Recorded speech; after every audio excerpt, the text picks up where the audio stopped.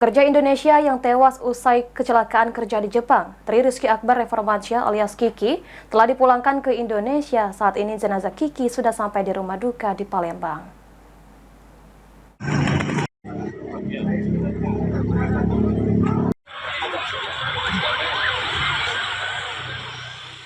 Rumah duka Tri Rizky Akbar Reformansyah alias Kiki, warga kota Palembang yang meninggal akibat mengalami kecelakaan kerja di Jepang pada Senin 27 Januari 2025. Dipadati ratusan pelayat, baik kerabat, keluarga maupun rekan almarhum, para pelayat menantikan kedatangan jenazah Kiki di rumah duka di Jalan Silabranti, Kelurahan Silabranti, Kecamatan Jakabaring, sekitar pukul 10 waktu Indonesia Barat.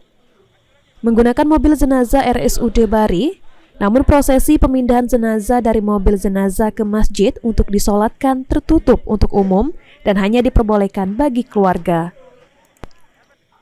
Kepala Dinas Ketenagakerjaan Kota Palembang, Redian Dedi Umrin, mengatakan, jenazah Tri Rizky Akbar Reformansyah warga Palembang yang meninggal di Jepang telah berhasil dipulangkan ke tanah air.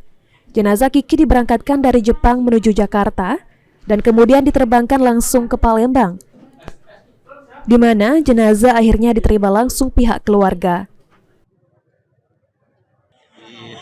Kita tadi dengan pesawat Garuda kan dijumpa di Jakarta, bahwa pesawat ini datang dari Jakarta, hadir dari pihak kementerian, kemudian dari IM Jepang, kemudian juga dari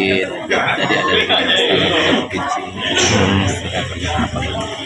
Semua jenazah ini sudah diterima secara utuh dan dokumennya sudah diserahkan ke pihak keluarga.